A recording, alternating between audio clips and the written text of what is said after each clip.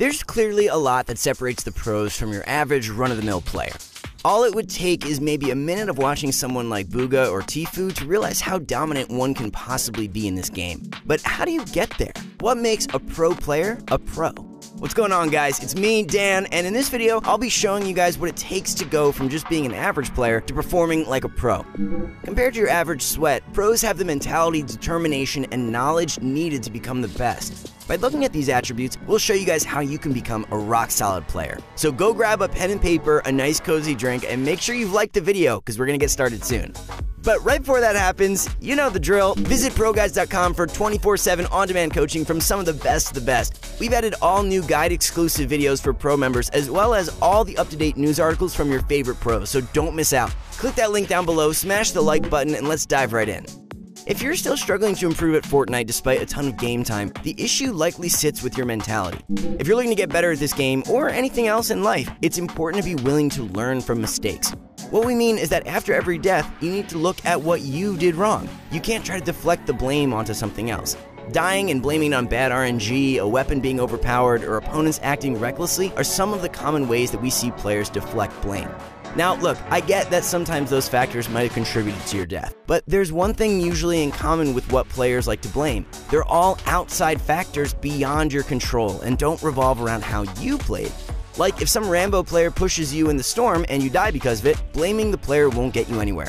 Sure, their psychotic behavior got both of you killed, but you need to instead think of how you played leading up to that point. Could you have taken another rotation path? Maybe you should have been more vigilant in spotting potential players. How about rotating early next time? Regardless, the point is that you need to be primarily focusing on yourself and, in trios, your team's gameplay. Think of it this way, every death is a learning experience. To improve after every lost game, you need to be able to take the time and reflect on how you could have played differently for a better outcome. Pros do this by reviewing their gameplay with either video recordings or through the in-game replay system. Using replays is honestly a fantastic way to look at your gameplay. You can use free cam or even watch from your opponent's perspective to get a better idea of how they reacted to your moves. I guarantee that with each death you review, it shouldn't be hard to come up with numerous ways that you could have played better. The pro player mentality doesn't only involve critically assessing yourself. Another trait pros have is that they usually don't tilt or get frustrated when it matters. For them, when it matters typically means when they're playing scrims or tournaments. For average players looking to improve though, it always matters. If you get tilted at frustrating things in the game, it's only going to hinder your ability to review what went wrong from an objective standpoint. Then you'll never improve. So be critical of yourself, not necessarily harsh, but just as a way to critique your gameplay. If you can recognize you're making mistakes, that leaves a ton of room for improvement, and really, it's a necessary step to becoming a better player. Okay guys, so the next thing that gives a pro their elite status is the amount they train. Becoming a pro at the game doesn't happen overnight. It can take months of dedication and serious amounts of game time to reach the highest level of skill. Most pro players are out there playing at least 6 hours of Fortnite each and every day, usually longer. Outside of their game sessions, they spend even more time reading, watching, and talking about Fortnite. They essentially have their lives revolve around the game. That level of dedication, along with possessing the right mentality, is what makes pro players so unbelievably good at what they do. What's important is not only how often they train, but also what kind of training they do. The regimen of each pro player can depend on their playstyle and what they need to work on, but there are a few areas almost all of them touch. First and foremost, they regularly warm up and train their mechanical abilities whenever they get the chance. That warm-up helps keep their mechanics top-notch. The 3 mechanics to warm up are aiming, building, and editing. To work on their shots, plenty of pros like to use Kovaaks Aim Trainer for a more extreme style of warm-up. Kovaaks is one of the leading aim trainers out there, known for its ability to produce results among Fortnite pros. If you have a PC and really want the best out of your aim, you need to check it out on Steam. But for those of us that don't play on PC, Kovaaks isn't an option. The good thing is you can still get a very effective aim warm-up in creative. If you're looking for an aim map to try out, check out Solage's Aim Facility. We've recommended this course before and it still holds up. It's just so comprehensive and includes everything that you'd ever need in an aim warm-up. The Tile Frenzy section is especially great if you're looking for something similar to Kovaaks. When it comes to building, there are 2 ways pro players like to train. The first is by doing it alone in creative. Some techniques don't really involve other players. For example, tunneling in 90s you can work on your own, so you don't really need anything else to get going. The second and preferred way of warming builds by many pro players is to 1v1. By 1v1ing, you're practicing your building mechanics but in a much more realistic setting. Like, it's one thing to know how to do a high ground retake, but can you do a high ground retake and quickly adjust when a player shoots at you? because that's what will happen in actual fights. And being able to train for actual scenarios is much more valuable than just getting the techniques down. For editing, I still really like Solage's randomized edit course.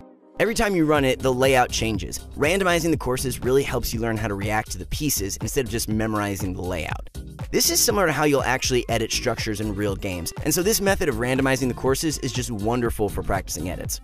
Other than their mechanical abilities, another area in which pros excel is in game sense. Game sense is what players use to make informed decisions in the game. Things like deciding when to rotate or predicting an opponent in a build fight are just some examples of where good game sense is required. It can be tougher to train game sense since it's something that can't always be taught. It normally needs to be learned through lots of trial and error. And there's no better way to learn through trial and error than by playing aggressively. By playing aggressively, you're constantly putting yourself into new and difficult scenarios to learn from. Opponents will act how you wouldn't expect them to act. They'll even pull off moves you've never seen before. Either way, most of the encounters will have something unique happen which you can familiarize yourself with. But guys, with every death, you need to make sure you're thinking about what you did wrong. That way, you can learn something. If you don't, you won't learn much, and it'll just have been a waste of time. Since there's a lot of death involved with W keying, it's pretty normal to lose arena points during this learning phase. One piece of advice is to create an alt account to play aggressive arena games on. Since you're not on your main account, you don't have to worry about losing any rating. You can play aggressively with your mind at ease.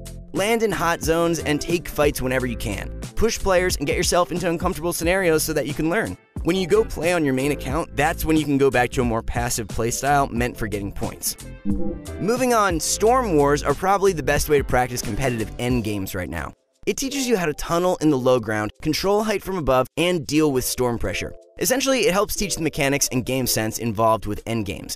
Finding Storm Wars matches has always been difficult, but there's a new easy way that I want to share with you all real quick. Zone Wars map creator Enigma recently added a new bot to his Discord server that makes finding creative lobbies a much simpler task. All you need to do is join his Discord at discord.gg/enigma. Click the Lobby Bot FAQ channel on the left and follow the listed instructions. Essentially, you're adding a bot to your friends list that'll invite you whenever you join a match in the Discord. With this, you can quickly find a match to help practice those hectic endgame scenarios. I get that most of us don't have the option to commit most of our days to Fortnite. We've got school, homework, or jobs that we gotta take care of first. But even with those obligations, improvement is still entirely possible. Even just 30 minutes of training each time you play can be enough to significantly improve your mechanics. If you're not training already, you need to get on that right away. Alright, now that we talked about the importance of mentality and training, let's talk about how the pros play. Being pro at the game isn't all about mechanics, which is one of the things a lot of stuck players need to realize. A significant part of success in competitive Fortnite revolves around game knowledge. Knowing how the game works at a deeper level can be what gives you an advantage in-game. Easily the biggest mistake an average player makes is that they don't value positioning enough. At all points in the game, whether it's early, mid, or endgame, positioning matters. And it matters a lot more than you might think, especially when it comes to getting an advantage. The pros know this and treat it as a vital part of their gameplay. So here are a few quick positioning tips for each part of the game that can help you dominate players, even the better ones. During the early game, you want to look to start fights on natural high ground, like rooftops, for example. Players are less likely to spot you, and you'll have the high ground advantage once the fight starts. This can really give you the upper hand needed to get those important early game frags. During the mid game, placing yourself in the center of the zone will reduce the number of rotations and distance you need to travel. You just need to make sure it's a safe position towards the center, not one where every player in the lobby has an angle to spam you down from. So look for already existing structures or hills to cover yourself with. During the end game, the high ground plays a pivotal role in the outcome of the match. Taking and holding height keeps you safe and opens up a bunch of kill opportunities. This is how a lot of top pros are able to consistently win matches. They make it to endgame and then close out the match by taking control of height. What's important to note is how and when they go for height. First, you want to use some mobility to get into the optimal position, aka inside the safe zone or as close as possible to it. The right time to do this is usually whenever the current height holders are forced to move. This is normally during the first 50-50 zone, the one that's half in the storm, or the first moving zone. Once set up, you deny the current height holders from moving in and work on keeping your own height. To illustrate our point, take a look at this recent trios match from Mongrel. It's the first 50-50 zone, and our trio launch pads into an optimal spot. Because they have RPGs, they're able to easily deny the current height holders their spot. As the safe zone continues to shrink for the remainder of the match, there's very little opportunity for their opponents to retake it. Our trio reinforces their height by connecting to the build below them, further reducing the chance they get knocked off. Because of their amazing position, Mongrel and his team are able to wipe out the lobby with ease as if it were just some pub match. In summary, having the right mentality, training regimen, and play style are 3 attributes that make pro players shine. If you want to make it as a pro gamer someday, you'll need a good combination of these 3 traits. Always be willing to learn from your mistakes. Don't slip up on training, because it's a necessary part of keeping your abilities in working condition. And always be looking to improve your knowledge of the game, because there's more to success in competitive than just having good mechanics. Thanks so much for watching, guys. Be sure to like the video if you learned something today, and subscribe if you haven't already. We'll see you guys tomorrow.